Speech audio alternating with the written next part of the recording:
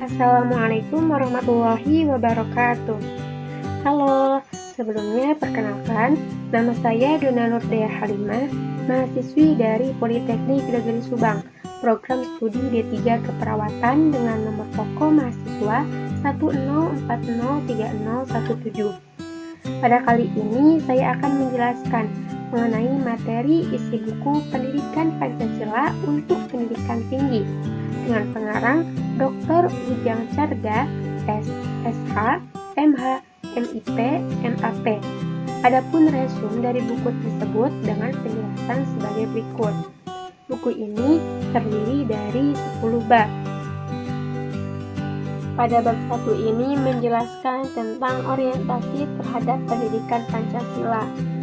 Di dalamnya membahas tentang tujuan dan landasan pendidikan Pancasila, rumusan Pancasila, dan tujuan mempelajari Pancasila. Pendidikan Pancasila bertujuan untuk mewujudkan nilai-nilai dasar yang terkandung dalam Pancasila, menumbuhkan kesadaran, moral, dan sikap dalam perilaku sehari-hari, serta sebagai keyakinan dan pegangan hidup bermasyarakat dan bernegara, yang berlandaskan atas 5 landasan, yakni landasan historis, yuridis, sosiologis, filosofis, dan kultural. Rumusan Pancasila juga dijelaskan secara etimologis, terminologis, historis, dan filosofis. Kemudian, tujuan dalam mempelajari Pancasila itu untuk mengetahui Pancasila yang benar, yang dapat dipertanggungjawabkan baik secara yuridis, konstitusional, maupun secara objektif ilmiah. Yang kedua, untuk mengamalkan Pancasila yang benar, yang sesuai fungsinya, serta mengamankan perumusan dan sistematikanya yang sudah tepat agar tidak diubah, dihapus, apalagi diganti dengan paham-paham yang lain. Selanjutnya, pada bab 2 menjelaskan tentang memahami sejarah Pancasila sebagai lambang negara Indonesia, yang mana Pancasila dalam sejarah Indonesia yakni menemukan kembali jati diri bangsa atas hilangnya arah dalam menentukan dasar negara. Oleh karena itu, menjadikan Garuda Pancasila sebagai lambang negara Indonesia merupakan sebuah jati diri bangsa dan identitas NKRI yang menjadi simbol cerminan kedaulatan negara di dalam tata pergaulan dengan negara-negara lain, dan juga sebagai cerminan kemandirian yang menjadi eksistensi negara Indonesia yang merdeka, bersatu, berdaulat, adil, dan makmur. Selanjutnya, pada bab 3 ini menjelaskan tentang memahami Pancasila sebagai sistem filsafat, di mana filsafat adalah ilmu yang berusaha menyelidiki hakikat segala sesuatu untuk memperoleh akan suatu kebenaran. Oleh karenanya, Pancasila sebagai sistem filsafat merupakan hasil perenungan yang mendalam dari para tokoh kenegaraan yang telah disepakati. Karena nilai-nilai Pancasila itu merupakan sesuatu yang telah ada dan berkembang di dalam masyarakat Indonesia. Kemudian, konsep dasar Pancasila sebagai sistem filsafat adalah pandangan tentang manusia yang mempunyai peran sentral dalam filsafat Pancasila, yakni manusia sebagai subjek maupun objek yang mengandung beberapa landasan konsep, diantaranya landasan secara ontologis, secara epistemologi, dan secara aksiologi. Selanjutnya, pada bab 4 menjelaskan tentang memahami Pancasila sebagai sistem nilai, etika, dan norma.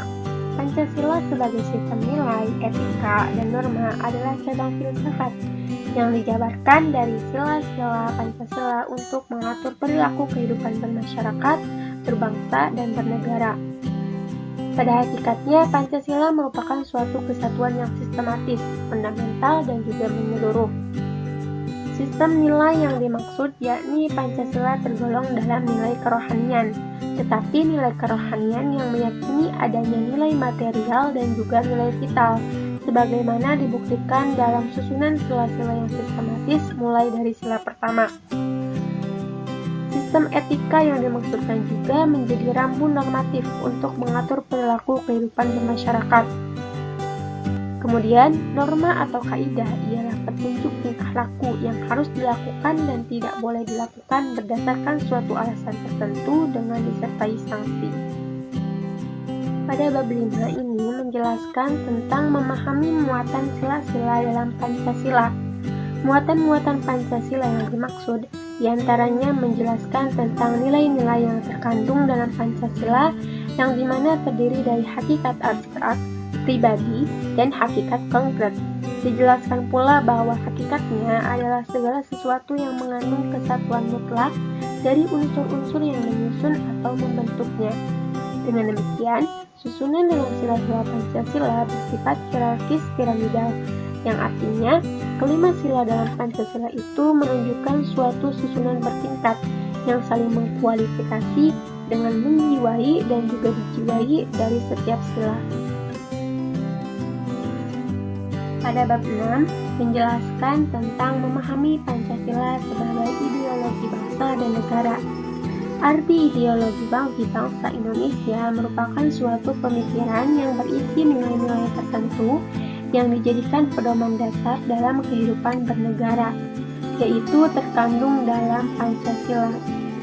Pada dasarnya, nilai-nilai yang tercantum dalam ideologi Pancasila itu menjadi tujuan serta cita-cita normatif bagi penyelenggaraan bernegara.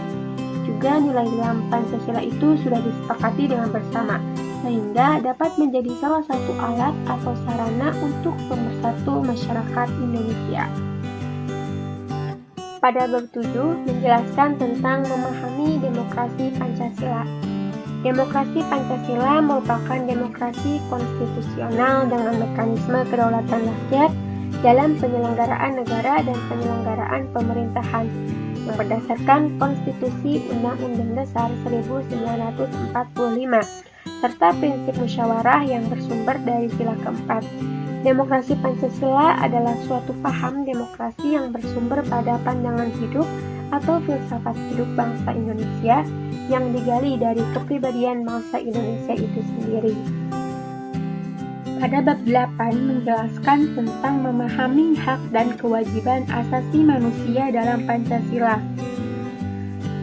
Dijelaskan bahwa hak asasi manusia dijamin oleh hukum, karena pada setiap diri manusia terdapat hak dasar sebagai pemberian Tuhan, seperti hak hidup atau hak kebebasan dan hak milik.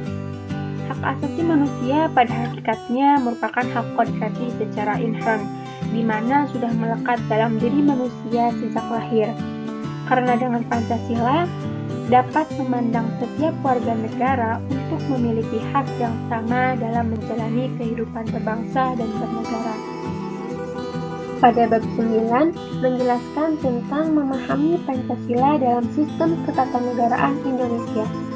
Menjelaskan tentang Pancasila dalam konteks ketatanegaraan Indonesia mengenai arti Pancasila dalam pembukaan Undang-Undang Dasar 1945 dalam kedudukannya dan juga hubungan-hubungan yang ada serta strukturnya. Di antaranya hubungan antara pembukaan dengan pasal-pasal dalam Undang-Undang Dasar 1945, hubungan antara pembukaan dengan proklamasi, hubungan Undang-Undang Dasar 1945, serta struktur ketatanegaraan Indonesia setelah perubahan Undang-Undang Dasar 1945. Dan yang terakhir, pada bab 10 ini menjelaskan tentang refleksi Pancasila sebagai paradigma reformasi dalam kehidupan bermasyarakat, berbangsa, dan bernegara. Dijelaskan mengenai pengertian Pancasila dengan paradigma dan hal-hal lainnya yang bersangkutan, serta eksistensi Pancasila sebagai paradigma pembangunan di era globalisasi. Paradigma merupakan suatu asumsi dasar dan teoritis yang umum yang bersumber dari hukum penerapan, pengetahuan, dan karakter ilmu itu sendiri. Sedangkan globalisasi yang dimaksud adalah proses tatanan masyarakat di dunia ini yang tidak hanya dalam satu bidang saja, akan tetapi menjelajah ke berbagai bidang kehidupan, yakni ekonomi, sosial, budaya, pendidikan, politik, dan juga bidang-bidang lainnya yang didasarkan pada hakikat nilai-nilai Pancasila. Dari uraian bab-bab di atas, isi buku pendidikan Pancasila ini yaitu pentingnya Pancasila sebagai dasar nilai pengembangan ilmu bagi pendidikan tinggi adalah untuk memperlihatkan peran Pancasila sebagai rambu-rambu normatif bagi pengembangan ilmu pengetahuan di Indonesia. Terlebih, peran mahasiswa sebagai agent of change menjadikan mahasiswa perlu menjadi sosok yang mendorong masyarakat untuk dapat mewujudkan kehidupan yang demokratis, keadilan, dan berkemanusiaan dengan mengimplementasikan nilai-nilai Pancasila serta harus selalu mampu memberikan kontribusi bagi perubahan bangsa yang lebih baik, apalagi di era milenial saat ini. Mungkin hanya sekian resume dari buku tersebut saya buat untuk memenuhi tugas mata kuliah pendidikan Pancasila. Saya ucapkan terima kasih dan mohon maaf bila ada salah-salah kata. Wassalamualaikum warahmatullahi wabarakatuh. Jangan lupa like, comment, subscribe, dan klik notifikasinya ya.